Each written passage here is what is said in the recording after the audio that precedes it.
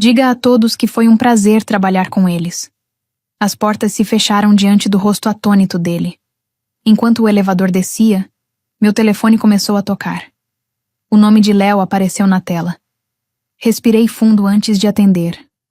Léo, Astrid, onde você está? Estamos todos no saguão, prontos para fazer história hoje. Os planos mudaram, eu disse, mantendo a voz firme. Eu fui desligada da empresa. Houve um silêncio do outro lado da linha. Como assim? Do que você está falando? Fui afastada do cargo imediatamente, enquanto avaliam a situação. Afastada no dia da assinatura do contrato? Isso é absurdo. Isso é alguma estratégia de negociação. As portas do elevador se abriram para o saguão. Eu vi Léo parado com sua equipe de assessores, telefone no ouvido, a outra mão gesticulando, claramente confuso. Atrás dele, percebi que Peyton também já estava no saguão, provavelmente descendo pelas escadas para acompanhar a recepção. Não é estratégia, Léo. É a realidade. Sugiro que você converse com os representantes da empresa sobre como pretendem seguir com isso. Saí do elevador segurando a caixa. Léo me viu na mesma hora, e sua expressão passou da confusão para o alerta. Ele encerrou a ligação e veio na minha direção. Aqui está você. Ele me abraçou como se recusasse acreditar no que eu tinha acabado de dizer.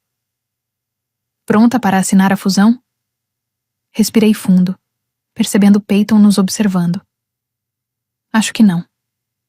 Ela acabou de me afastar do cargo. O acordo acabou.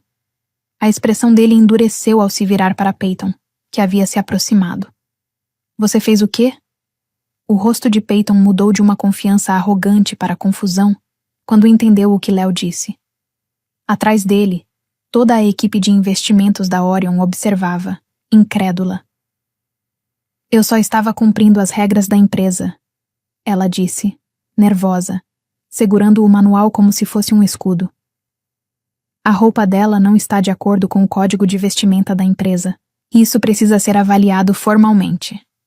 A expressão de Léo escureceu ainda mais. Você acabou de tirar da negociação a pessoa principal de uma fusão de 4 bilhões, por causa de detalhe de roupa. Nesse momento, Gregory apareceu, saindo apressado do elevador com vários membros do conselho logo atrás. Léo, tenho certeza de que conseguimos resolver isso. Astrid é muito importante para nós. Isso claramente foi um mal-entendido, mas Léo já havia se afastado deles, conversando em voz baixa com sua equipe. Conseguia ouvir partes da conversa, questionando o respeito da empresa pelos próprios funcionários, e se era assim que tratavam seus melhores talentos. Permaneci em silêncio, assistindo 3 anos do meu trabalho se desfazerem diante dos meus olhos. Gregory se aproximou de mim, falando mais baixo. Astrid, por favor, vamos conversar em particular. Peyton é nova. Ela exagerou. Podemos resolver isso. Não há nada para resolver. Respondi alto o suficiente para todos ouvirem. Sua filha tomou uma decisão. Você apoiou com o seu silêncio. Eu aceito. Léo voltou a falar. Nosso acordo era com Astrid. Foi ela quem estruturou tudo isso. Ela entendeu o que as 2 empresas precisavam. Sem ela aqui, ele balançou a cabeça. Sinto muito, mas não nos sentimos seguros para continuar. Vocês não podem simplesmente desistir assim, protestou Gregory. Os contratos estão prontos. O comunicado já está agendado. Na verdade, podemos sim, disse Léo. A página 17, seção 4 do contrato de vocês inclui uma cláusula de pessoa-chave. Astrid está listada como profissional-chave no contrato. Se ela deixar a empresa antes da conclusão do negócio por qualquer motivo que não seja doença ou falecimento, temos o direito de desistir sem penalidades. Eu insisti nessa cláusula para proteger a fusão caso algo acontecesse comigo. Agora, era exatamente isso que poderia levar a empresa ao colapso. Astrid escreveu essa cláusula, sussurrou um dos nossos advogados para Gregory. Foi a única que percebeu a importância dela durante a revisão. Léo estendeu a mão para mim. Astrid, quando você decidir o que vai fazer a seguir, me liga. Pessoas com o seu talento são raras. E com isso, ele e sua equipe foram embora, deixando um silêncio pesado no ambiente.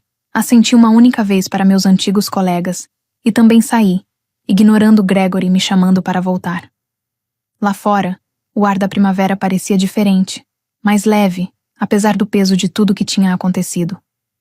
Eu estava sem emprego, sem planos imediatos, e tinha acabado de ver minha maior conquista profissional ruir. Ainda assim, por trás do choque, senti algo inesperado. Alívio. Meu celular não parava de vibrar enquanto eu caminhava até a garagem. Desliguei sem sequer olhar as mensagens. Qualquer crise que estivesse acontecendo na empresa já não era mais responsabilidade minha.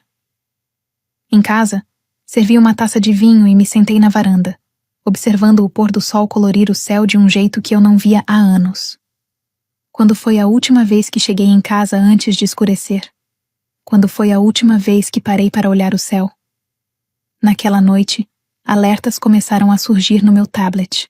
As ações da empresa caíram cerca de 18%, com os rumores de que a fusão tinha fracassado.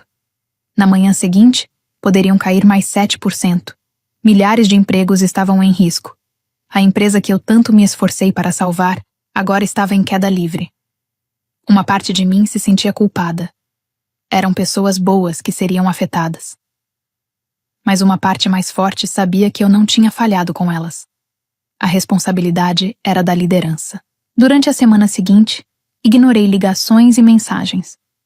Colegas, jornalistas, recrutadores, todos queriam saber o que tinha acontecido e quais eram meus próximos passos. Eu ainda não estava pronta para responder. Em vez disso, descansei. Cozinhei comida de verdade em vez de viver de refeições rápidas na mesa de trabalho. Voltei a falar com amigos que eu quase não via havia 3 anos. Nunca te vi tão tranquila, disse minha irmã, Erin, durante uma chamada de vídeo. Ser demitida pode ter sido a melhor coisa que já aconteceu com você. Talvez, eu disse, mas ainda é difícil acreditar na forma como tudo terminou. 3 anos da minha vida, Erin. 3 anos abrindo mão de tudo para salvar aquela empresa. E o que eles fizeram por você? Ela perguntou. Nada. Você deu tudo para eles. E na primeira vez que essa tal de Peyton resolveu usar o poder que tinha, eles deixaram que ela acabasse com você. Ela tinha razão. 2 semanas depois, Gregory finalmente conseguiu falar comigo. Quase ignorei a ligação, mas a curiosidade falou mais alto. Astrid, ele parecia esgotado. Precisamos conversar? Pode falar. O conselho quer se reunir com você. A situação aqui está... Ele fez uma pausa. Pior do que imaginávamos. Precisamos da sua ajuda. Para fazer exatamente o quê? Para consertar isso? Para trazer Léo de volta para a negociação e salvar a empresa. A mesma empresa que me afastou por causa do comprimento da minha roupa. Ele suspirou, carregado de arrependimento. Foi um erro grave. Peyton foi realocada para uma função interna, sob supervisão. O conselho me aplicou uma advertência formal. Fiquei em silêncio. Por favor, Astrid. Milhares de empregos estão em jogo.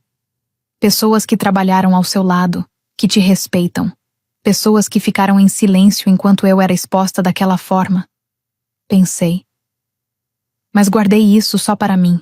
Qual é a sua proposta? Perguntei. Venha à reunião do conselho amanhã.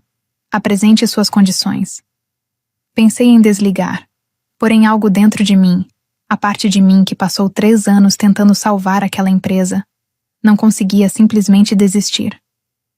Vou pensar sobre isso, respondi, encerrando a ligação. Naquela noite não consegui dormir. O que eu realmente queria? Ser reintegrada? Um pedido público de desculpas? Vingança? Sim. Uma voz dentro de mim sussurrava tudo isso. Na manhã seguinte, eu já tinha a minha resposta. Liguei novamente para Gregory. Vou me reunir com o conselho hoje, não amanhã. E levarei algumas condições. 4 horas depois, entrei na sala de reuniões usando exatamente a mesma roupa com a qual fui demitida. A mensagem não era nada sutil, mas sendo justa, sutileza nunca funcionou comigo. Os membros do conselho se levantaram quando entrei. As expressões variavam entre esperança e um evidente desconforto. Gregory parecia não dormir há dias. Peyton não estava presente. Obrigada por vir, Astrid, disse o presidente. Agradecemos por estar disposta a conversar sobre a situação. Vamos direto ao ponto, respondi, sentando-me. Nas 2 semanas desde que saí, as ações de vocês caíram cerca de 18%. 3 grandes clientes informaram que estão reavaliando seus contratos. A imprensa de negócios já começa a especular sobre a estabilidade da empresa. Alguns acenos silenciosos confirmaram o clima pesado na sala. Vocês perderam a fusão com a Orion, que era a última chance real de sobrevivência. Mesmo que eu consiga convencer Léo a reconsiderar, o que ainda é incerto, as condições agora serão muito menos favoráveis. Entendemos isso, disse Gregory.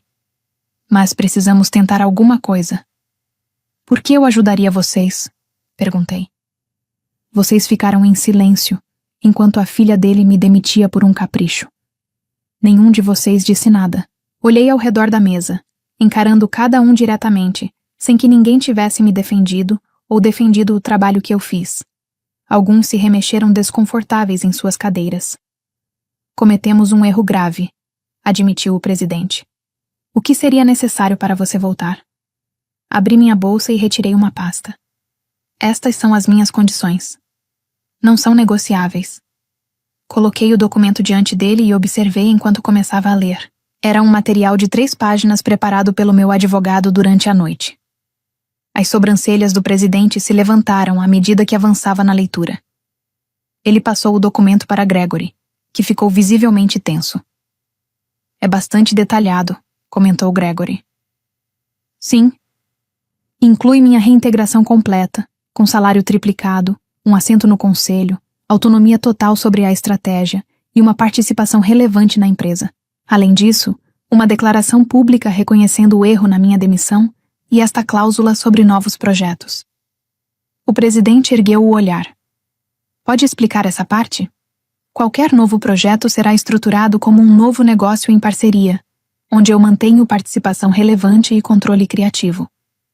A empresa poderá ter participação, mas sem controle majoritário. Isso é bastante incomum, comentou um dos membros do conselho. Então demitir a diretora de estratégia por causa de uma saia no dia da assinatura de uma fusão de 4 bilhões também não é exatamente algo comum, respondi com calma. Considere isso uma garantia para evitar novos erros. Eles trocaram olhares, em uma conversa silenciosa. Por fim, o presidente falou. Se aceitarmos essas condições, você tentará retomar a negociação com a Orion? Vou tentar. Não posso garantir que dará certo. Mais alguns olhares foram trocados.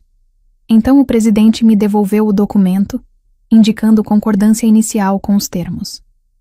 Vamos encaminhar isso para o jurídico e votação formal, mas estamos dispostos a seguir com esses termos. Gregory foi o último a assinar, hesitando por um breve instante antes de colocar seu nome. Quando você pode começar? Perguntou o presidente. Eu já comecei, respondi, levantando-me. Estarei no meu escritório fazendo ligações. Recomendo que todos se preparem para alguns meses bem difíceis. Quando me virei para sair, Gregory me chamou. E a Peyton? Parei na porta. O que tem ela? Ela foi realocada para uma função interna, sob supervisão. Isso será um problema? Sorri de leve. Não para mim. Naquela noite, liguei para Léo. A conversa foi longa e complicada. Como eu já imaginava, ele estava resistente em retomar o contato. Sua empresa mostrou quem realmente é, disse ele. Por que eu confiaria neles outra vez? Você não confiaria neles, respondi. Você confiaria em mim. E agora eu tenho autoridade para garantir o que estou propondo. Depois de 2 horas, ele concordou em avaliar uma proposta revisada, com condições bem menos favoráveis para a minha empresa. Não era o ideal, mas já era um começo. Nas semanas seguintes, trabalhei sem parar para estabilizar o que ainda podia ser salvo.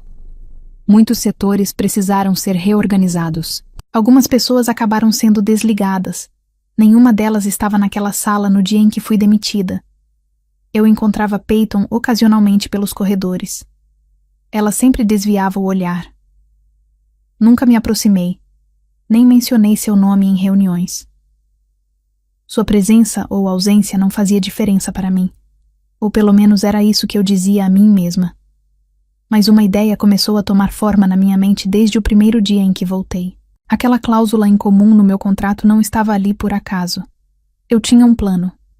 Um plano que exigia tempo e paciência. Tudo começou com uma conversa com a Mina, nossa chefe de desenvolvimento de produtos. Preciso de um projeto paralelo, disse a ela durante o almoço. Algo pequeno, mais experimental. Sua equipe pode me ajudar? A Mina, claramente animada por ter sido escolhida, aceitou na hora. Que tipo de projeto?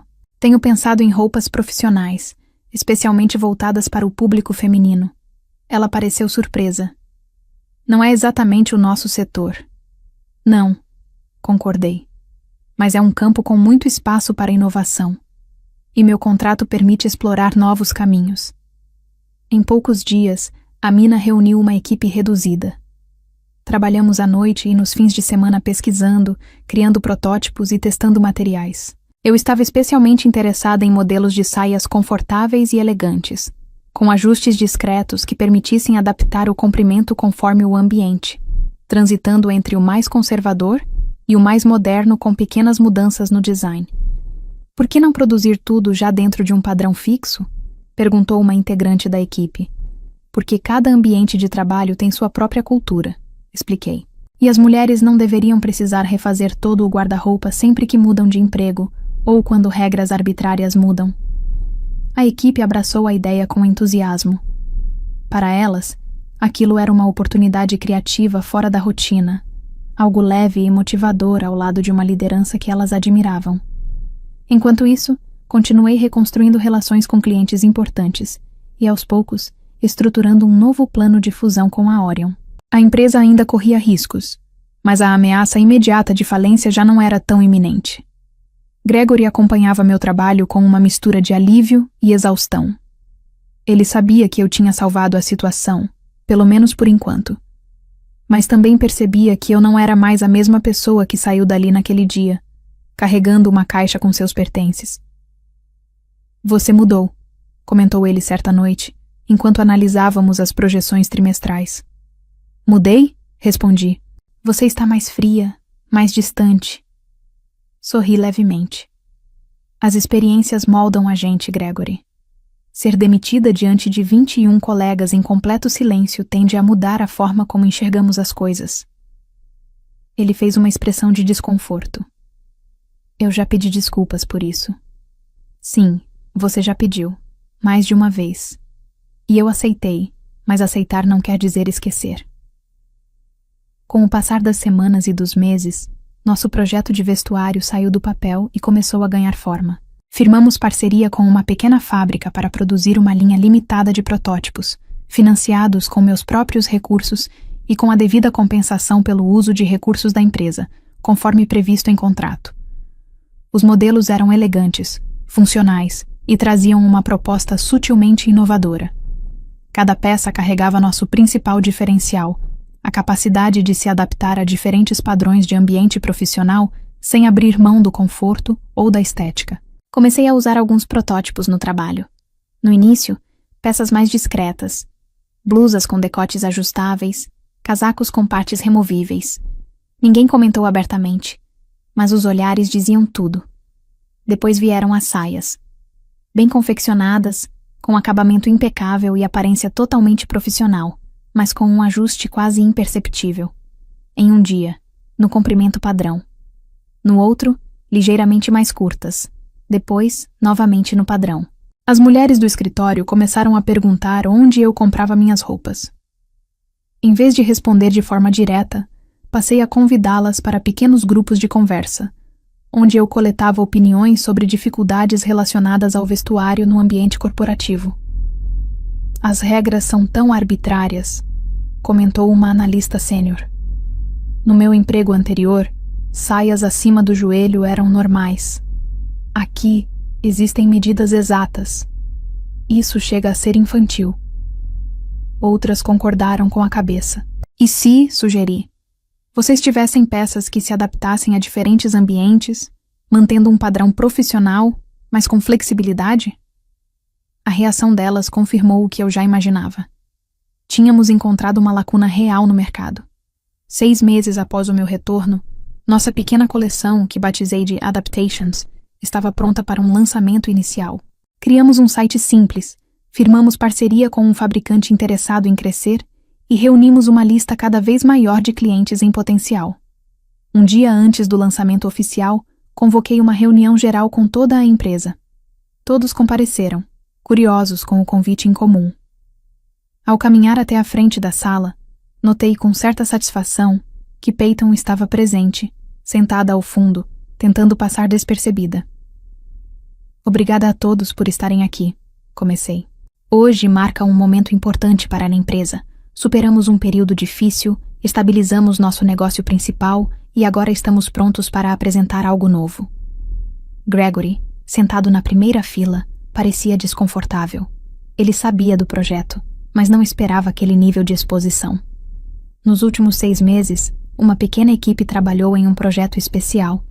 Um projeto que representa não apenas uma nova linha de produtos, mas também uma nova direção para o nosso futuro. Cliquei para exibir o primeiro slide, o logotipo da nossa linha de roupas, simples e elegante.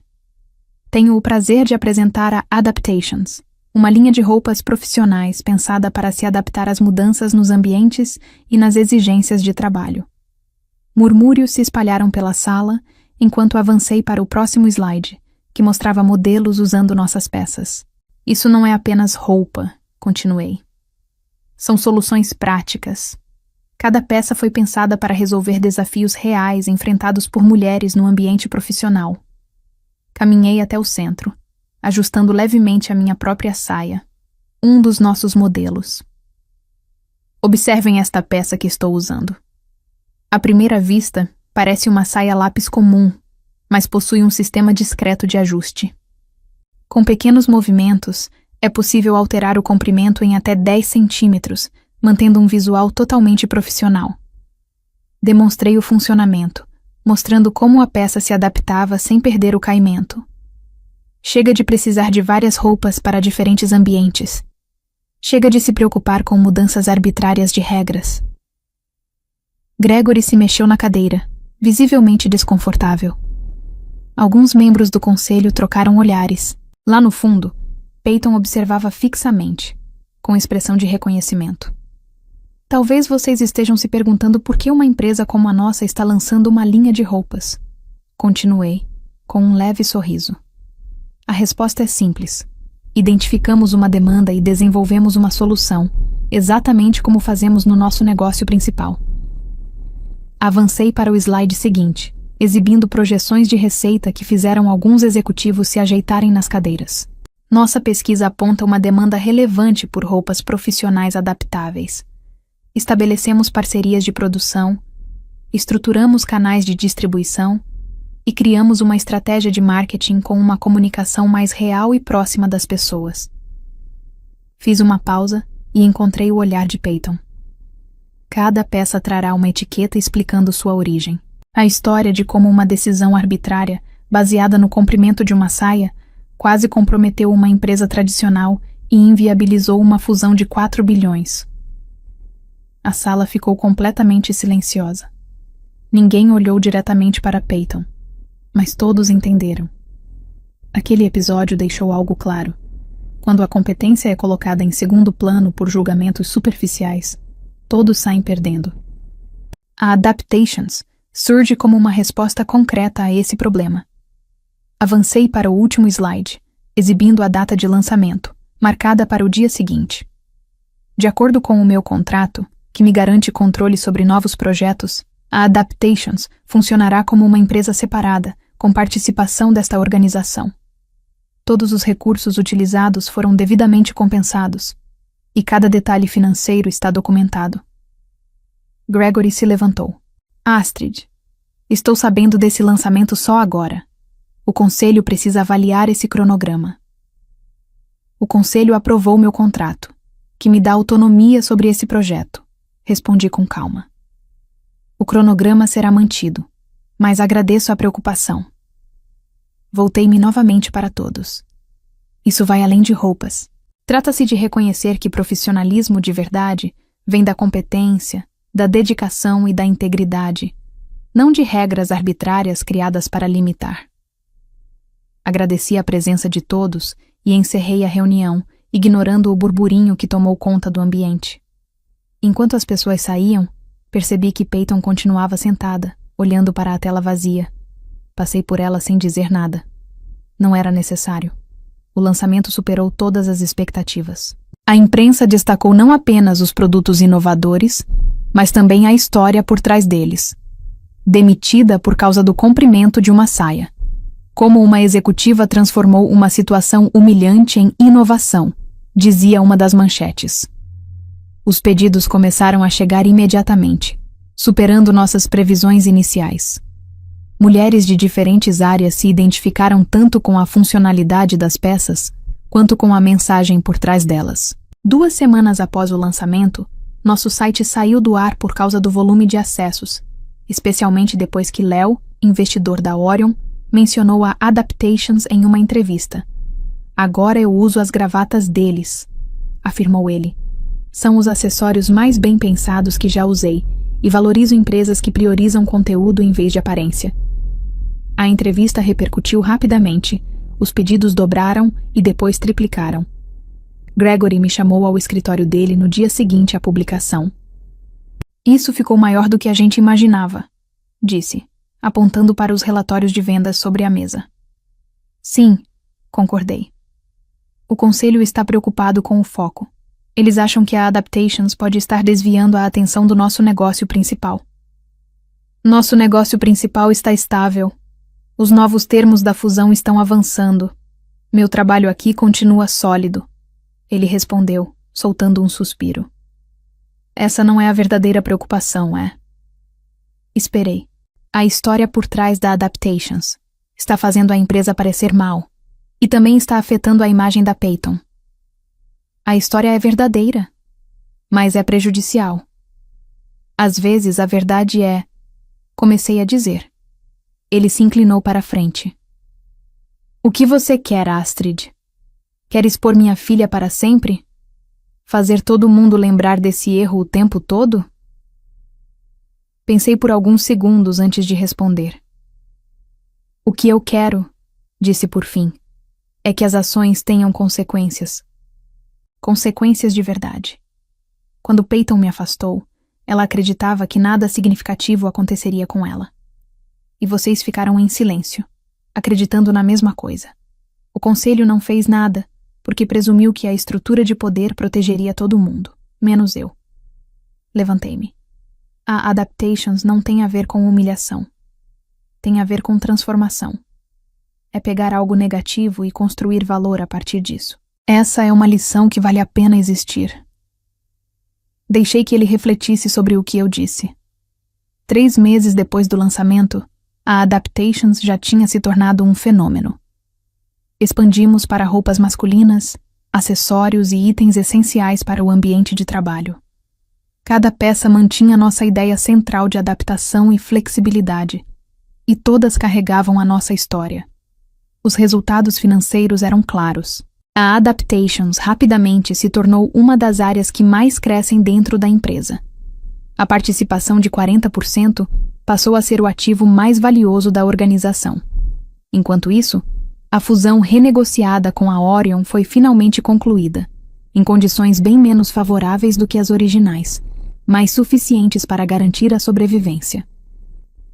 Léo condicionou seu apoio à minha permanência na liderança, algo que deixou evidente para todos. No aniversário de 1 ano da minha demissão e retorno, convoquei outra reunião geral.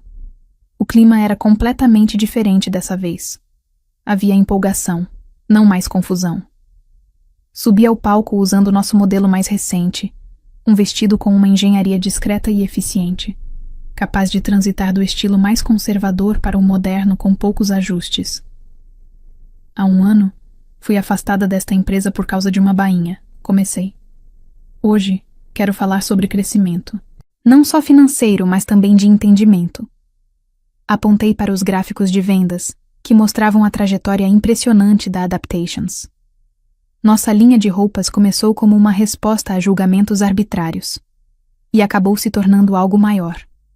Um movimento que valoriza a essência, não a superficialidade. Gregory assistia da primeira fila, com uma expressão difícil de interpretar. Hoje, tenho 2 anúncios. Continuei. Primeiro, a Adaptations passará a operar como uma empresa independente a partir do próximo mês. Esta empresa manterá sua participação de 40%, garantindo uma fonte de receita relevante e contínua, sem necessidade de gestão direta. A sala explodiu em aplausos. Os benefícios eram evidentes. Segundo, continuei após o silêncio voltar.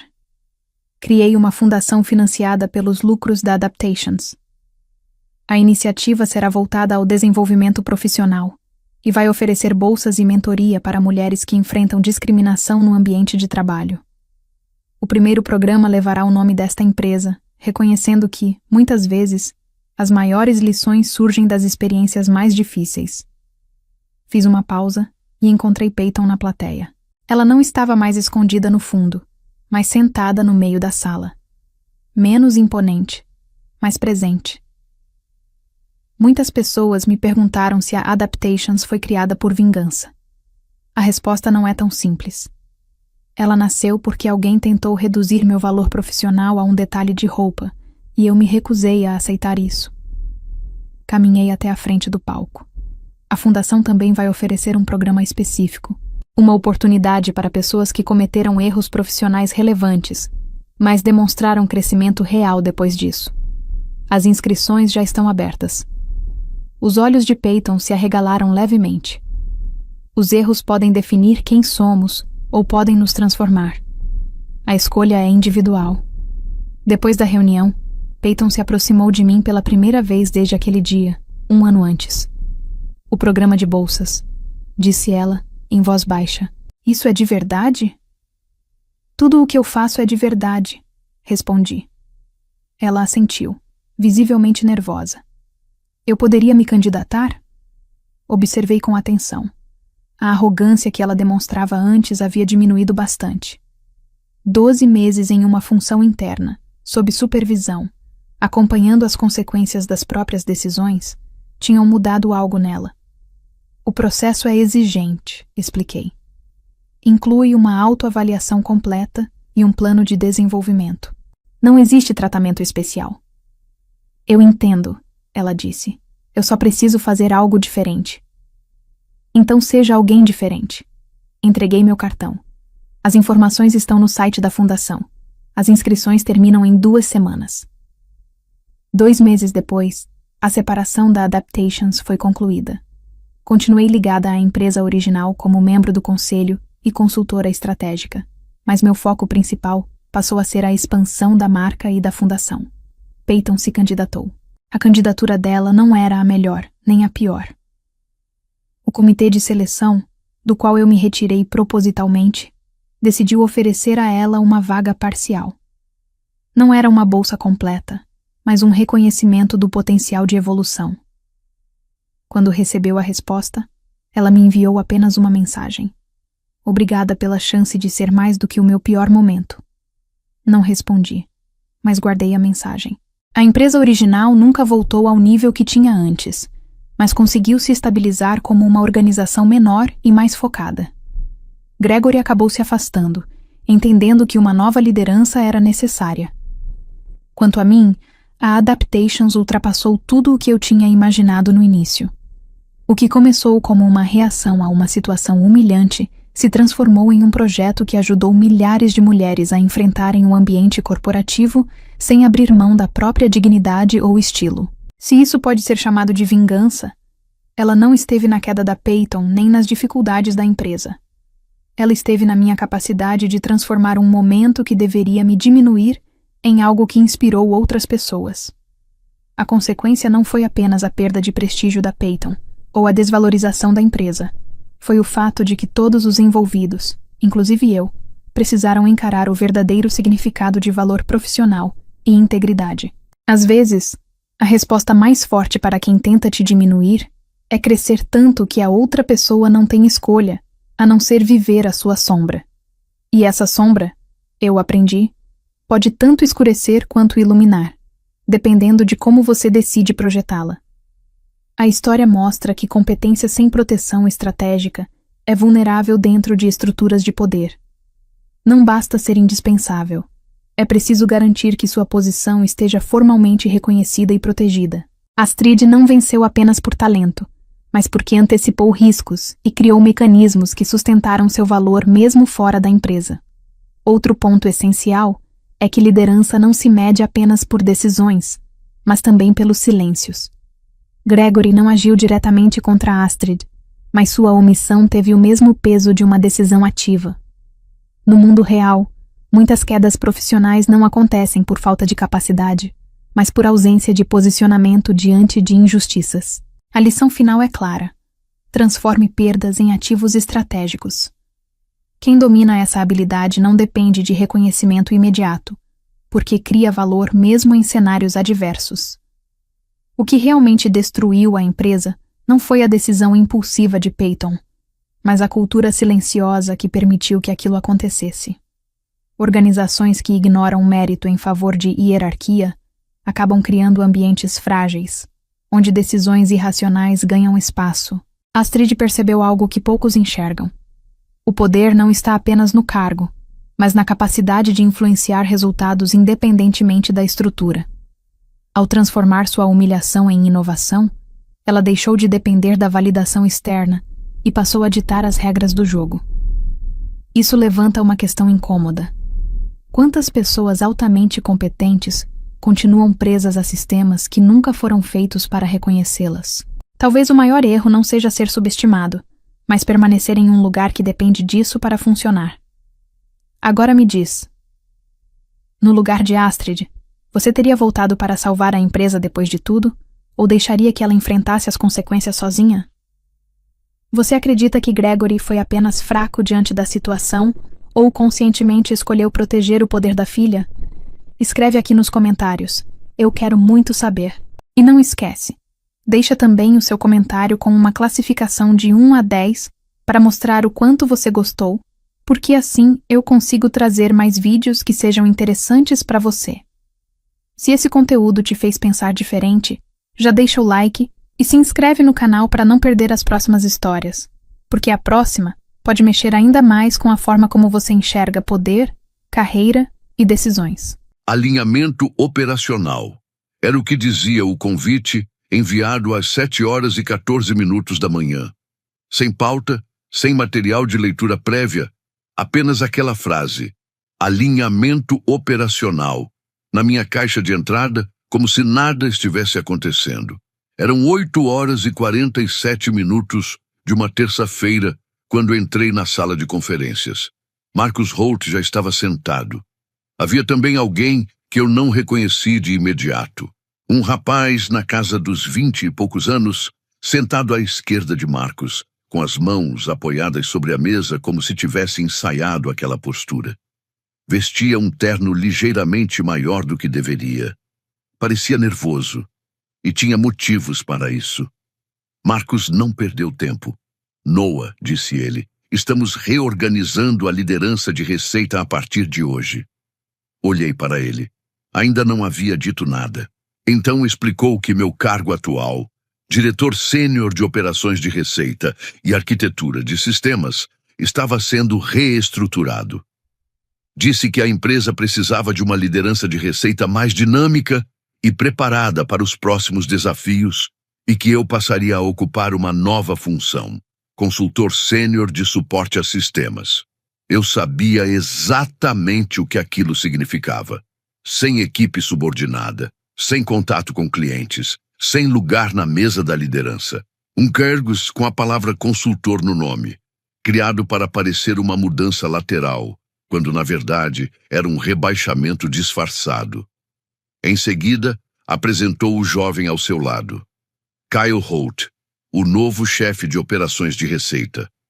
Reconheci o sobrenome imediatamente.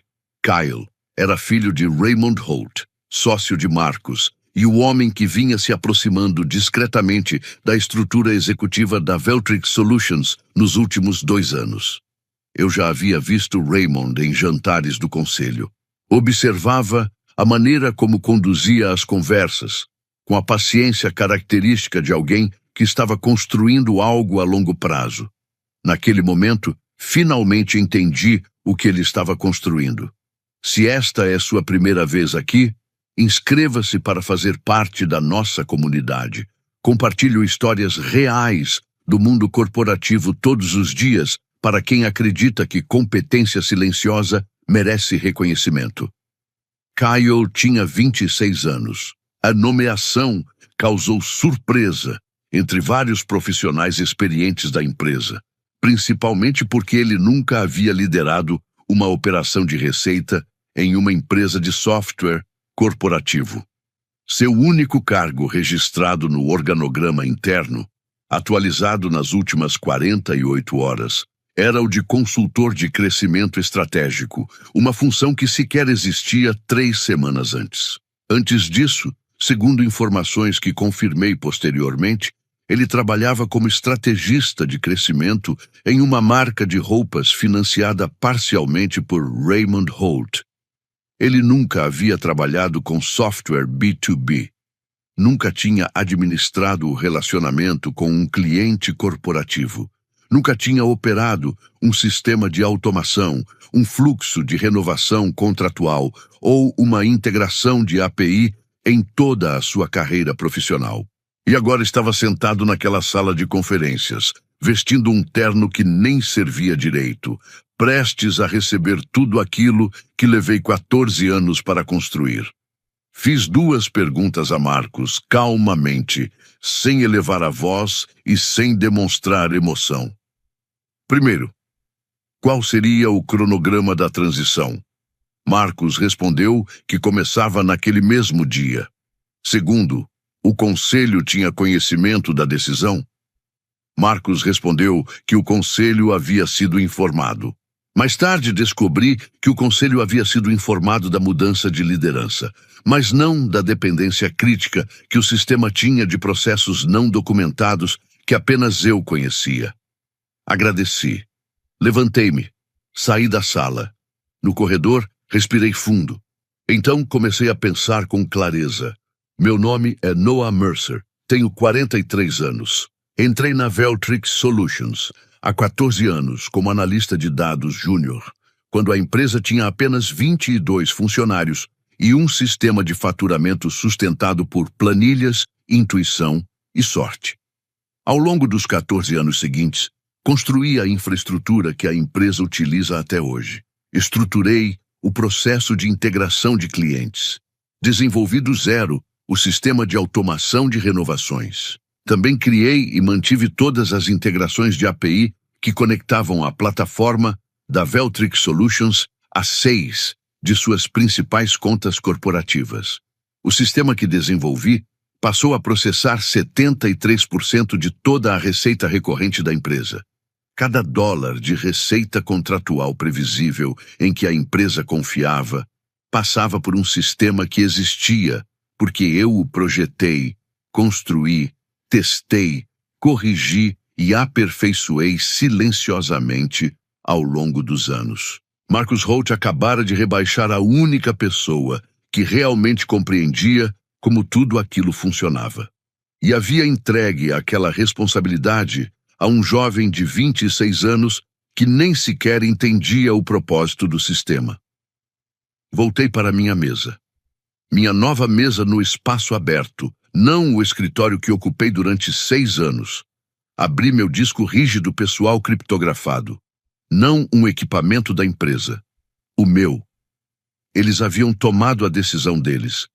Agora eu tomaria a minha. Quero ser sincero sobre o que senti naquela primeira hora. Não foi raiva, não foi pânico. Foi algo mais frio do que ambos. Foi a sensação de assistir alguém entrar em uma sala que não conhece e começar a apertar botões sem entender para que servem, enquanto você sabe exatamente o que acontecerá em seguida. Mas antes de explicar o que aconteceu depois, você precisa entender o que eu realmente havia construído na Veltrix Solutions, porque Marcus claramente não entendia. Quando entrei na empresa, a área de operações de receita sequer existia. Havia uma equipe de vendas, uma equipe de produto e uma equipe operacional que fazia um pouco de tudo, sem grande organização. As renovações de contratos eram controladas em uma planilha compartilhada, atualizada de forma inconsistente por 3 pessoas diferentes. A integração de novos clientes corporativos levava, em média, 11 semanas, porque ninguém havia estruturado o processo do início ao fim. Os dados do CRM não conversavam com o sistema de faturamento. O sistema de faturamento não conversava com os portais dos clientes. Era uma bagunça sustentada por relacionamentos e sorte. Eu corrigi tudo isso, ao longo dos anos, etapa por etapa. Desenvolvi um sistema automatizado de renovação que gerenciava gatilhos de renovação automática, regras contratuais e envio de pacotes de confirmação para 61 clientes corporativos. Projetei as integrações de API que conectavam a plataforma principal da Veltrix Solutions aos sistemas internos dos nossos 6 maiores clientes.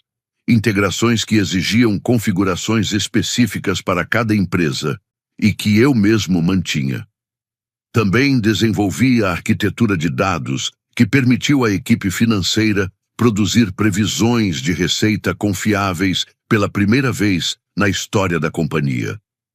Esse sistema não estava totalmente documentado na wiki interna da Veltrix Solutions. Quero deixar isso claro, não porque eu escondesse informações, mas porque grande parte do funcionamento dependia de conhecimento acumulado ao longo dos anos. Eu o mantinha da mesma forma que um cirurgião aperfeiçoa sua técnica, por experiência, prática e decisões que nem sempre cabem em um manual. Havia alguma documentação, mas grande parte do conhecimento prático necessário para operar e corrigir o sistema dependia da experiência acumulada ao longo dos anos. Existia ainda outro elemento mais silencioso. Há 3 anos, durante uma negociação de renovação contratual, minha advogada na época, Patrícia Oey, uma profissional extremamente cautelosa, sugeriu incluir uma cláusula de autoria técnica no meu adendo contratual. Era apenas um parágrafo. Reconhecia que determinadas arquiteturas do sistema de receita da Veltrix Solutions haviam sido desenvolvidas sob minha especificação técnica direta. Na época, Marcos assinou sem pensar 2 vezes. A equipe jurídica não fez objeções. Pareceu apenas uma formalidade, uma cortesia profissional. Eu também não insisti no assunto. Assinei, arquivei o documento e segui em frente. Mas nunca esqueci daquela cláusula. Voltei para minha mesa, agora em uma posição inferior, e observei Kyle Holt receber a chave do meu antigo escritório, meu alias de e-mail e acesso às conversas ativas de renovação de clientes. Era como se acreditassem que a proximidade com o cargo fosse suficiente para transferir o conhecimento que vinha junto com ele. Observei Kyle sentar na minha cadeira e abrir meu antigo computador. Observei-o percorrer e-mails que ele não tinha contexto para compreender. Não reagi, apenas comecei a registrar tudo. Passei a manter um registro privado com data e horário de cada e-mail, cada conversa com clientes e cada decisão tomada por pessoas que não entendiam completamente aquilo que estavam decidindo. Naquela mesma tarde, recebi uma mensagem no meu e-mail pessoal. Era de Gerald Park, diretor sênior de compras da Callaway Financial, um cliente que eu administrava havia 7 anos. A mensagem era curta. Noah, você ainda vai cuidar da nossa conta? Não recebemos nenhuma comunicação oficial e só quero ter certeza de que estamos em boas mãos para a próxima renovação. Li a mensagem 2 vezes. Não respondi naquele momento, mas a salvei. Salvei tudo. 3 dias depois do meu rebaixamento, almocei com Patrícia Oey, não em um restaurante próximo ao escritório, mas em outro ponto da cidade, longe de qualquer pessoa que pudesse nos reconhecer. Patrícia era minha advogada pessoal havia 5 anos. Metódica, cuidadosa e pouco inclinada a exageros. Quando apresentei toda a situação, o rebaixamento, a nomeação de Caio, a cláusula de autoria, os relacionamentos com clientes e a dependência de processos não documentados, ela ouviu sem me interromper. Antes de qualquer comentário, pediu para ver o adendo contratual. Eu havia levado 2 cópias impressas. Ela começou a ler atentamente. Então, ela leu o documento mais uma vez. Isso tem validade, disse. Em seguida, explicou o significado daquilo em termos simples. A cláusula estabelecia que a arquitetura principal de receita da Veltrix Solutions havia sido desenvolvida sob minha especificação técnica direta. Segundo ela, aquela redação criava uma distinção jurídica relevante.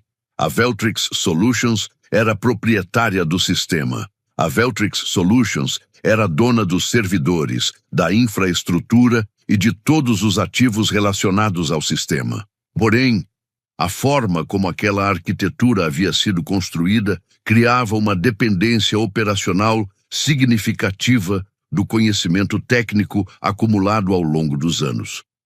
A consequência prática era simples. Enquanto eu permanecesse na função responsável pela operação do sistema, não haveria qualquer problema. Mas se a Veltrix Solutions me afastasse da operação sem realizar uma transferência adequada de conhecimento e continuasse executando um sistema crítico que dependia fortemente de processos não documentados sob minha responsabilidade técnica, a empresa poderia enfrentar riscos operacionais e de governança significativos. Patrícia explicou que, embora a Veltrix Solutions fosse proprietária do sistema, a dependência excessiva de conhecimento não documentado poderia gerar questionamentos sérios por parte do conselho e dos acionistas. O conselho de Patrícia foi simples. Não faça nada ainda. Não envie cartas. Não faça ameaças. Deixe a Veltrix Solutions demonstrar o problema por conta própria. Deixe os fatos se acumularem naturalmente. Expliquei a ela como funcionava o ciclo de renovações. Ela assentiu devagar. Então vamos esperar, respondeu. Agora você precisa entender como aquele sistema de renovação funcionava, porque isso é importante. O fluxo automatizado que eu havia criado processava as renovações automáticas de 61 clientes corporativos. Todos os anos, em ciclos trimestrais, o sistema coletava os dados dos contratos, calculava os termos de renovação, gerava os pacotes de confirmação e encaminhava os documentos para os contatos corretos nas empresas corretas. Para a maioria dos clientes, tudo acontecia de forma automática, silenciosa e eficiente, mas não para todos. 6 dos nossos principais clientes corporativos possuíam configurações personalizadas. Eram contratos com condições fora do padrão, ciclos de faturamento diferenciados, estruturas com múltiplas empresas e exigências específicas de SLA que não se encaixavam na lógica padrão do sistema. Para essas 6 contas, era necessário inserir determinadas informações manualmente em datas específicas do calendário. Não eram informações complexas, mas precisavam ser inseridas com precisão. Havia dados que precisavam ser preenchidos em uma sequência específica, dentro de uma área específica da interface, antes que o ciclo automatizado fosse executado. Se isso não acontecesse corretamente e dentro do prazo, o sistema ignoraria aquela conta ou, pior ainda, aplicaria condições de renovação incorretas. Eu era a única pessoa que sabia quais contas utilizavam essas configurações. Era a única pessoa que sabia quais informações precisavam ser inseridas, onde deveriam ser inseridas e em que momento isso precisava acontecer.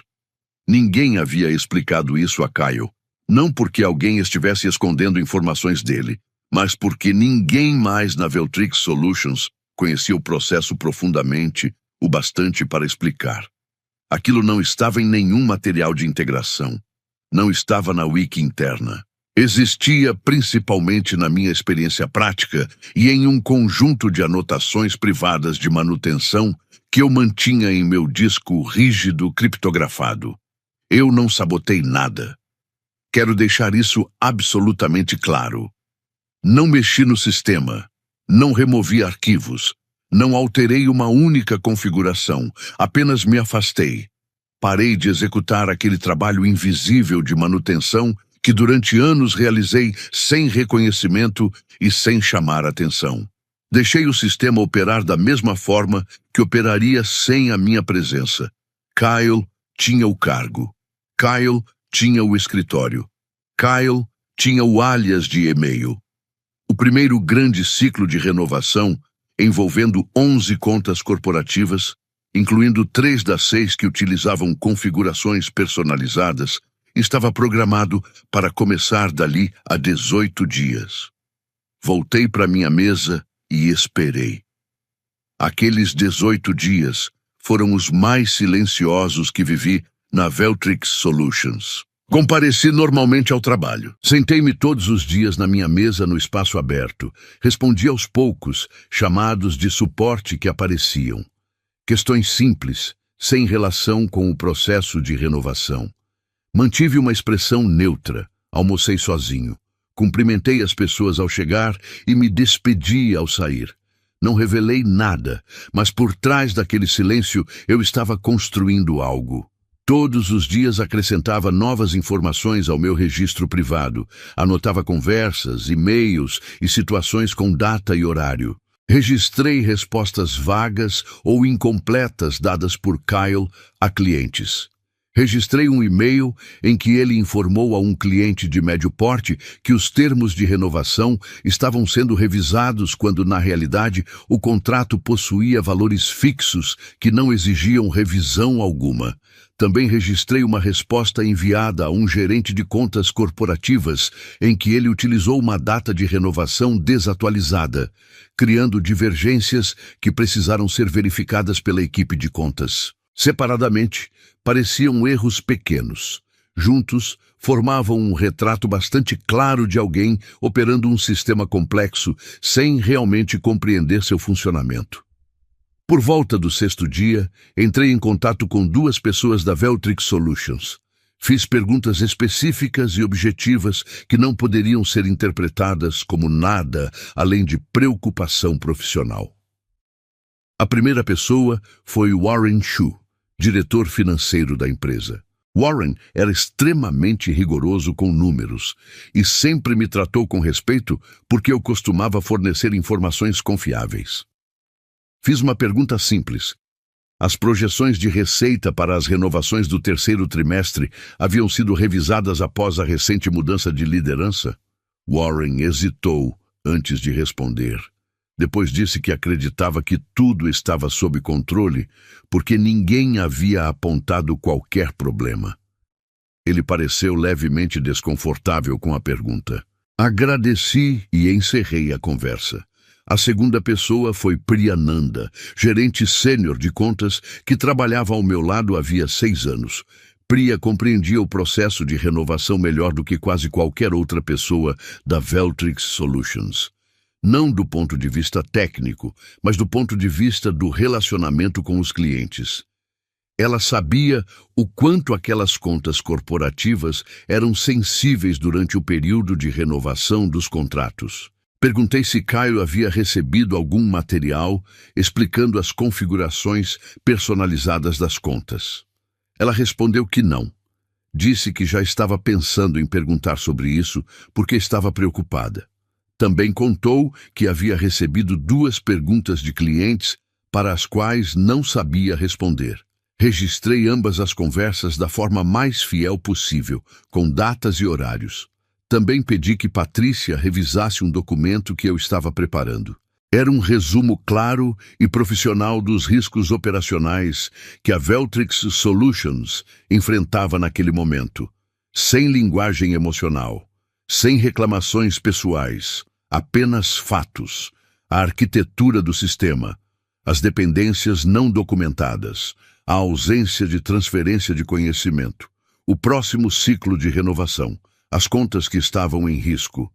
Patrícia leu tudo 2 vezes. Depois me disse que o documento era sólido, uma exposição factual dos riscos. Não uma ameaça, não uma exigência. Apenas um retrato objetivo da situação. Faltando 4 dias para o início do ciclo, visitei o perfil de Kyle no LinkedIn. Ele havia publicado uma atualização anunciando o novo cargo. A publicação o apresentava como responsável pela estratégia de crescimento de receita corporativa da Veltrix Solutions. O post tinha 47 curtidas. Havia diversos comentários parabenizando-o. Um deles era de Raymond Holt. Dizia apenas: "Orgulhoso de você, filho." Tirei uma captura de tela. Adicionei ao arquivo. Pouco depois, uma notificação apareceu no meu calendário. O ciclo automatizado de renovação começa em 72 horas. Fechei o computador, peguei minha mochila, voltei para casa, preparei o jantar, assisti ao noticiário. Fui dormir cedo. Não havia mais nada a preparar. Restava apenas observar. O ciclo começou em uma quarta-feira, às 6 horas da manhã. Tudo aconteceu exatamente como havia sido programado. Automático, agendado, sem qualquer intervenção. Às 8h15, eu já estava na minha mesa, com uma xícara de café na mão e completamente tranquilo. Às 9h30, surgiu o primeiro sinal. Um dos gerentes de contas corporativas, um rapaz mais jovem chamado Brett, que se sentava 2 fileiras à minha frente, estava ao telefone com expressão confusa. Percebi pela forma como digitava enquanto falava. Ele procurava algo que não conseguia encontrar. Não perguntei o que estava acontecendo. Eu já sabia o que viria a seguir. Ao meio-dia, 3 clientes corporativos ainda não haviam recebido seus pacotes de confirmação de renovação. 2 desses 3 clientes utilizavam configurações personalizadas. As informações manuais que precisavam ter sido inseridas antes da execução do ciclo automatizado. As mesmas informações que apenas eu conhecia. E que nunca foram inseridas porque Kyle nem sequer sabia que elas existiam. O sistema processou aquelas contas utilizando a lógica padrão. E para aqueles 2 clientes, a lógica padrão estava errada. O terceiro cliente era o Aldemore Group. O Aldemore Group era uma empresa do setor financeiro, uma das nossas 10 maiores contas em volume de receita e um dos clientes mais rigorosos da Veltrix Solutions em termos contratuais. A equipe de compras deles havia negociado uma cláusula específica de SLA, Acordo de Nível de Serviço, durante a renovação contratual realizada 2 anos antes. A cláusula exigia que a Veltrix Solutions entregasse um pacote completo de confirmação de renovação em até 24 horas após o início do ciclo. Caso isso não acontecesse, o contrato abriria automaticamente um período de 30 dias para cancelamento. A equipe jurídica do Aldemore Group havia sido extremamente cuidadosa ao redigir aquela cláusula. Eu havia chamado a atenção de Marcos para esse detalhe quando o contrato foi assinado. Também mantinha essa informação registrada em minha documentação particular. Não havia registro dela em nenhum outro lugar. Às 16 horas do primeiro dia, a equipe de compras do Aldemore Group enviou uma notificação formal por escrito para a caixa de entrada da equipe responsável pelas contas da Veltrix Solutions. Era uma comunicação educada, profissional e juridicamente precisa. Eles informavam que a confirmação da renovação não havia sido recebida dentro do prazo previsto em contrato. Também destacavam que, de acordo com a seção 7.4 do Acordo de Serviço, o período de cancelamento já estava oficialmente aberto. Li a cópia que Priya me encaminhou. Ela não perguntou nada, apenas acrescentou uma única frase. Noah, você viu isso? Eu já esperava aquilo havia 18 dias. Os outros 2 clientes afetados estavam enviando mensagens diretamente para Kyle. Um deles queria saber por que os termos de renovação haviam sido alterados. Na verdade, não tinham sido alterados. Kyle havia enviado uma resposta com informações incorretas alguns dias antes, e agora o cliente estava confuso e resistente. O segundo cliente simplesmente deixou de responder a Kyle e passou a procurar diretamente o gerente de contas, pedindo alguém que pudesse fornecer uma explicação clara.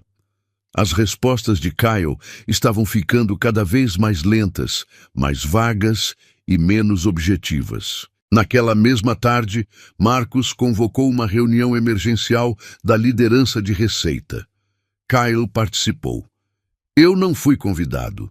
Meu nome sequer apareceu no convite. Para todos os registros oficiais daquele dia, eu era apenas um consultor de suporte a sistemas sem qualquer participação no que estava acontecendo. Descobri o que ocorreu naquela reunião por meio de Priya, que ouviu os relatos de alguém que estava presente. Marcos pediu que Kyle explicasse os problemas. Kyle afirmou que havia um problema técnico no sistema. Usou a expressão problema técnico 3 vezes. Não existia problema técnico algum. O sistema funcionou exatamente da forma como havia sido projetado. Executou a lógica que eu desenvolvi, processou as contas que estavam configuradas e ignorou as etapas manuais que ninguém realizou. O sistema não estava quebrado. O que faltava era a pessoa que sabia operá-lo corretamente. Marcos orientou a equipe de tecnologia a investigar o suposto problema. 2 engenheiros passaram os 2 dias seguintes analisando o sistema em busca de um erro que simplesmente não existia. Não encontraram nada, porque não havia nada para encontrar. No segundo dia, às 23h59, o período de cancelamento do Aldermore Group foi oficialmente aberto. A Veltrix Solutions tinha 30 dias para resolver a situação ou perderia a conta. Atualizei meu registro, fechei o arquivo e fui dormir. Não procurei Marcos. Essa foi a decisão mais importante que tomei em toda aquela história. Se eu tivesse ido até ele, teria dado a oportunidade de controlar a narrativa, minimizar o problema, ganhar tempo, transferir responsabilidades e tentar resolver tudo discretamente nos próprios termos. Enquanto isso, eu permaneceria sentado na minha mesa observando tudo acontecer. Eu não havia dedicado 14 anos da minha vida àquela empresa para ser tratado daquela forma. Por isso, fui além dele. A Veltrix Solutions possuía 5 membros no conselho administrativo. 3 deles eram aliados próximos de Marcos e Raymond Holt, pessoas que costumavam aceitar sem questionamentos aquilo que Marcos apresentava. Os outros 2 eram conselheiros independentes, escolhidos justamente para exercer supervisão sem vínculos pessoais com os executivos fundadores. Uma dessas pessoas era Eleanor Voss. Ela integrava o conselho havia 3 anos. Presidia o Comitê de Auditoria e Riscos. Tinha experiência em finanças operacionais e era conhecida por não aceitar explicações convenientes quando os números apontavam em outra direção. Enviei a ela o documento. Não era uma reclamação, não era uma ameaça judicial. Era uma comunicação formal sobre riscos operacionais, exatamente o tipo de documento que um conselho deveria receber quando existe um risco relevante dentro da empresa. O texto não mencionava meu rebaixamento, não mencionava Kyle, não continha qualquer comentário pessoal. Descrevia de forma objetiva e factual a situação das operações de receita da Veltrix Solutions. 3 clientes corporativos haviam apresentado falhas no processamento das renovações. Um deles, o Aldermore Group, havia entrado em período contratual de cancelamento, situação que colocava uma parte importante da receita anual da empresa em risco. O sistema de automação de receita estava operando sem seu principal arquiteto e sem qualquer transferência formal de conhecimento. As configurações manuais necessárias para 6 contas corporativas continuavam pendentes. Além disso, 2 integrantes da equipe, identificados apenas por suas funções, haviam confirmado separadamente que não existia qualquer material de orientação para a nova liderança de receita. O documento também mencionava a cláusula de autoria técnica presente no meu adendo contratual, apenas como contexto adicional para a estrutura de responsabilidade sobre o sistema. O texto da cláusula estava anexado integralmente. A última frase dizia: Noah Mercer está disponível para discutir opções para resolver a situação conforme a conveniência do Conselho. Patrícia havia revisado cada linha. Aprovou tudo como uma comunicação factual, sem exageros jurídicos. Não era uma ameaça. Era apenas um retrato fiel de uma situação que o Conselho tinha obrigação fiduciária de avaliar. Eleanor Voss respondeu em 4 horas. Ela informou que o documento seria encaminhado ao Comitê de Auditoria e Riscos para avaliação preliminar antes de qualquer medida formal. Pediu uma conversa reservada. Atendi do meu carro, estacionado a 2 quarteirões do escritório, com o motor desligado. Ela fez 3 perguntas. Há quanto tempo o sistema operava sem seu principal arquiteto? Qual era a estimativa de perda de receita causada pelas falhas já identificadas? E havia sido realizada alguma transferência formal de conhecimento antes da mudança de função? Respondi às 3 perguntas com tranquilidade. Mantive toda a documentação aberta no computador para confirmar cada informação apresentada. Ela agradeceu e disse que precisaria convocar uma reunião emergencial do Comitê de Riscos. Na mesma noite, meu celular tocou. Marcus Holt. Era a primeira vez que ele me ligava desde o meu rebaixamento. Sua voz continuava firme e controlada, mas havia uma tensão evidente que não existia naquela manhã de terça-feira. Ele disse que deveríamos conversar, esclarecer a situação e buscar uma solução. Respondi que estaria disposto a me reunir com ele, mas queria que qualquer conversa formal contasse com advogados dos 2 lados. Houve uma pausa longa o suficiente para dizer muita coisa. Então ele respondeu que providenciaria isso. Desliguei e permaneci sentado no carro por alguns instantes. Lá fora, a noite seguia normalmente. Pessoas caminhavam pelas ruas. O trânsito continuava fluindo.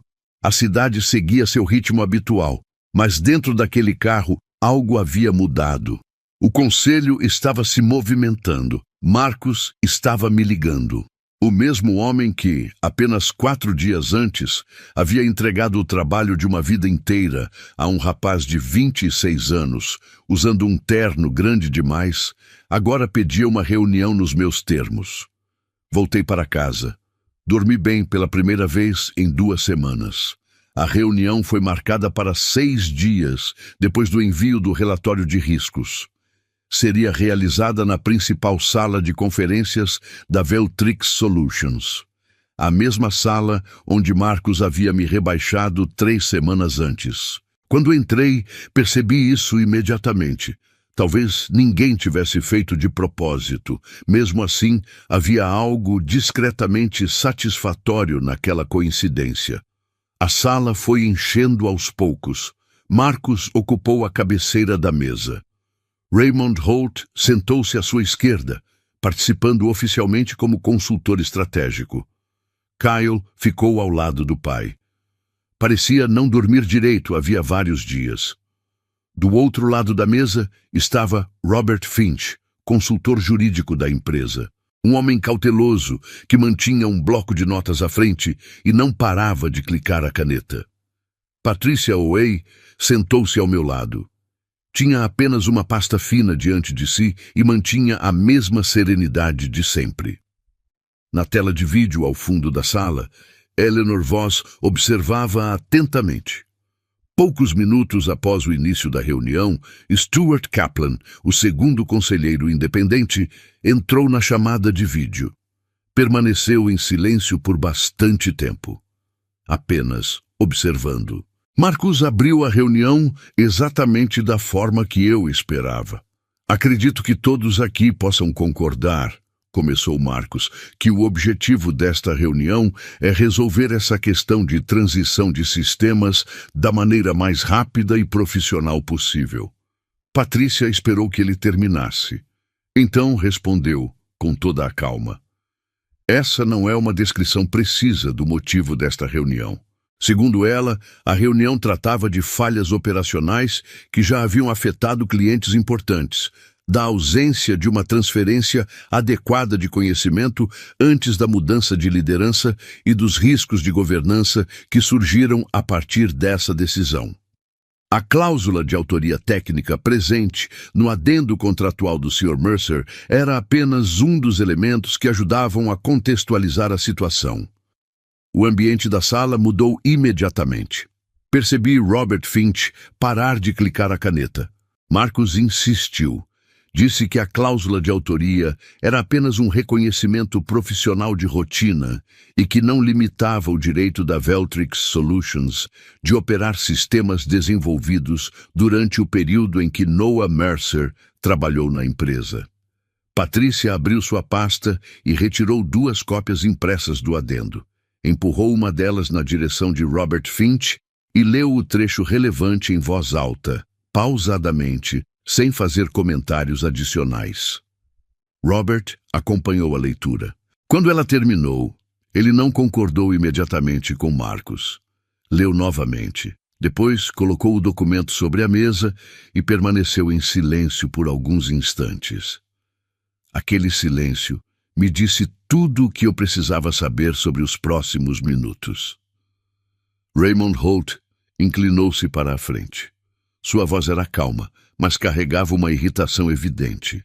Disse que eu estava criando dificuldades, fazendo política interna e que nenhuma empresa poderia funcionar se seus funcionários resolvessem reter conhecimento operacional sempre que discordassem de uma decisão da gestão.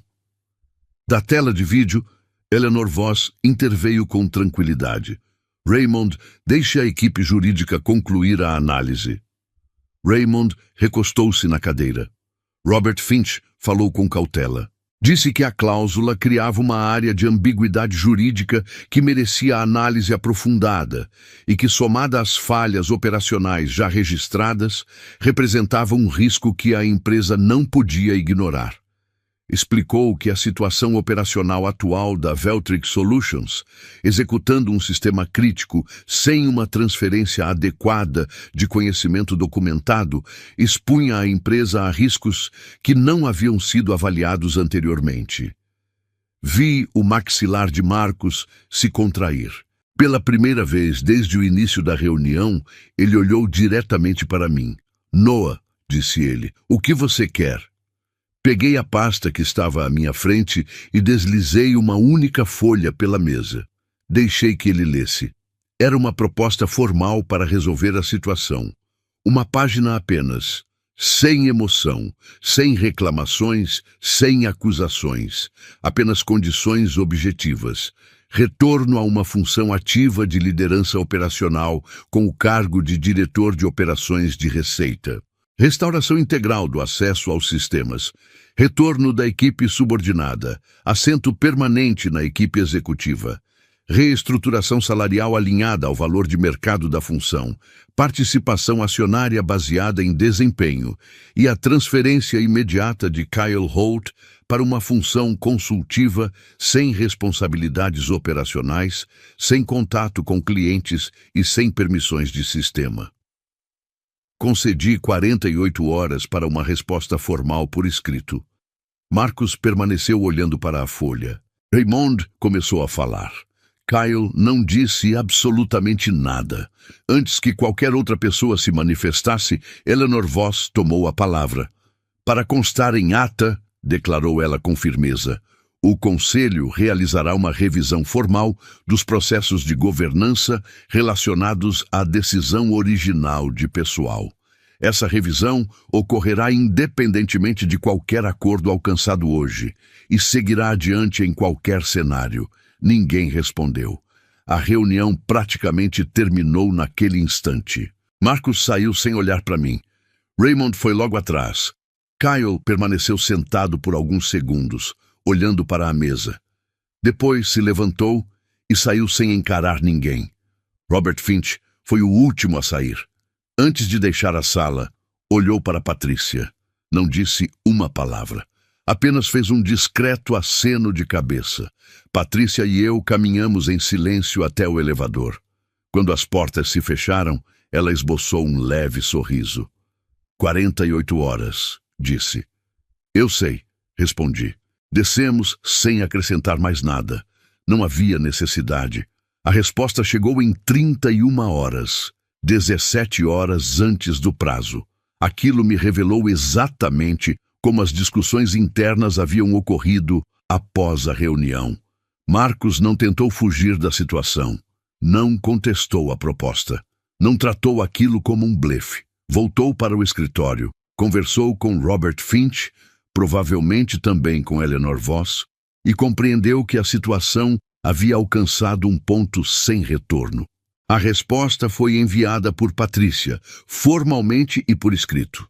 Após uma rodada final de negociações, a empresa aceitou os principais termos da proposta e formalizou um acordo que restabelecia minha função operacional, minha equipe e minha participação na liderança executiva. Meu cargo passou oficialmente para diretor de operações de receita. Meu acesso completo aos sistemas foi restaurado. Minha equipe retornou à minha gestão. Passei a integrar oficialmente a liderança executiva. Minha remuneração foi reajustada de forma significativa e passei a ter participação acionária vinculada ao desempenho da empresa. Kyle Holt foi transferido para uma função consultiva sem responsabilidades operacionais, sem acesso a clientes e sem permissões de sistema. 6 semanas depois, pediu desligamento. O comunicado interno foi breve. Informava apenas que ele buscaria novas oportunidades profissionais. Ninguém pareceu surpreso. O contrato de consultoria estratégica de Raymond Holt seria renovado 2 meses depois.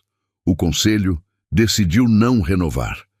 Sem comunicados públicos, sem conflitos, sem escândalos. Apenas uma saída discreta da estrutura de influência que ele havia construído durante 2 anos. Depois disso, concentrei minha atenção no que realmente importava: corrigir os danos. Minha primeira ligação foi para o Aldmore Group.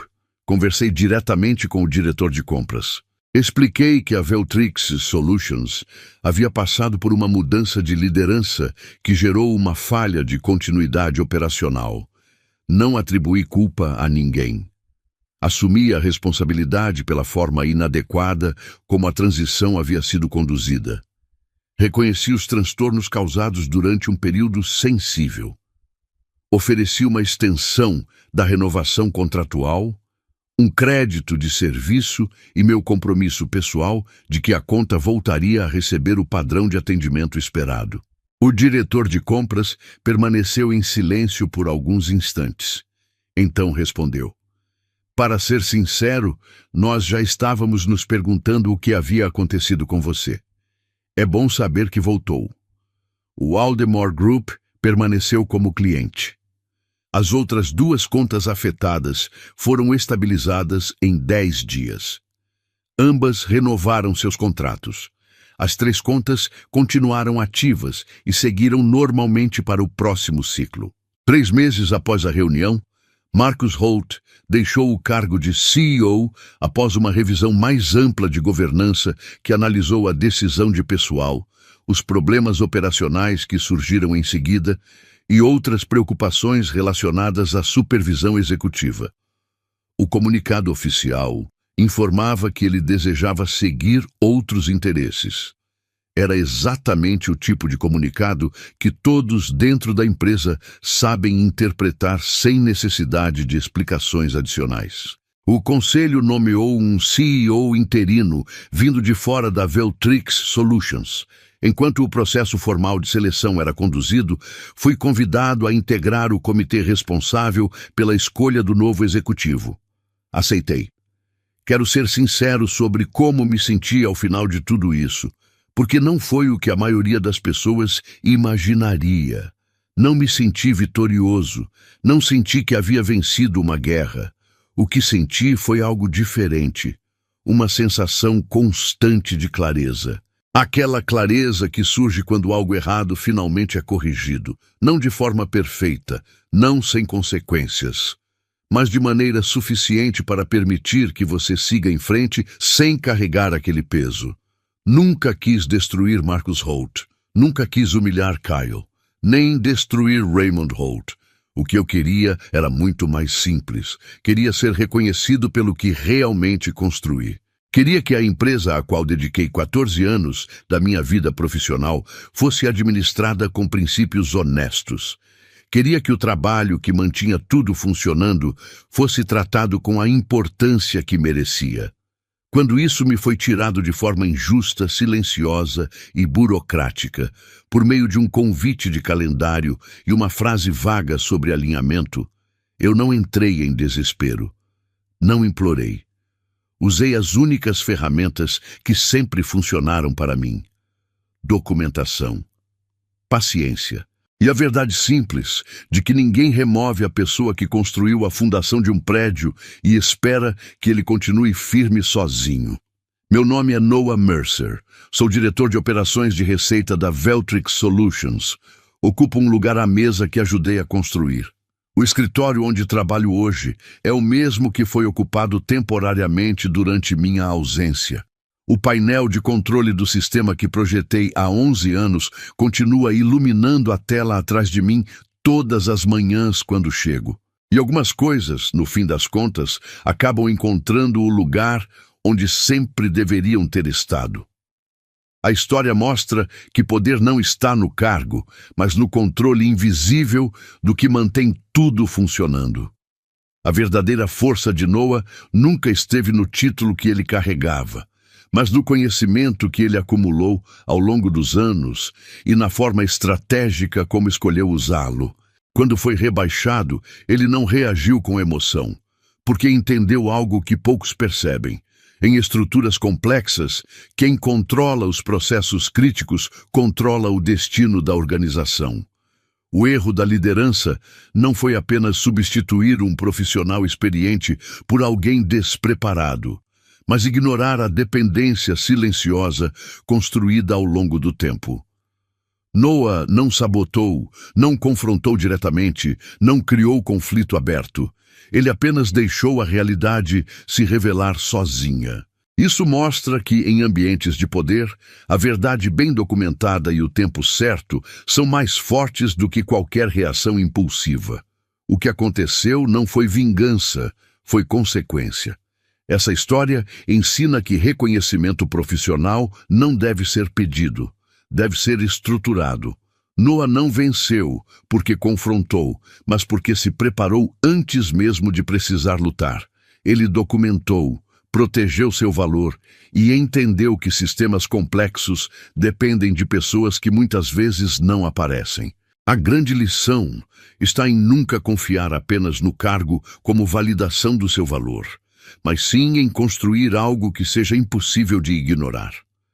Além disso, mostra que decisões tomadas com base em política ou favoritismo podem gerar riscos estruturais reais.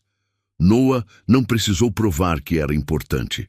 Ele deixou o sistema provar isso por ele. Em um mundo corporativo onde muitos reagem, ele observou. Onde muitos falam, ele registrou. E onde muitos perdem o controle, ele esperou o momento certo para agir com precisão absoluta. Agora me diz, você percebeu em que momento exato Noah deixou de ser apenas um funcionário e passou a controlar o jogo sem que ninguém notasse? Entre Marcus, Kyle e Raymond, quem realmente cometeu o erro mais grave? E por que isso vai além de competência técnica? Escreve aqui nos comentários, eu quero muito saber. E não esquece, deixa também o seu comentário com uma classificação de 1 a 10 para mostrar o quanto você gostou, porque assim eu consigo trazer mais vídeos que sejam interessantes para você. E se essa história te fez pensar diferente sobre poder, reconhecimento e estratégia, Já deixa o like e se inscreve no canal, porque aqui você não vê só histórias. Você aprende a enxergar o que a maioria nunca percebe.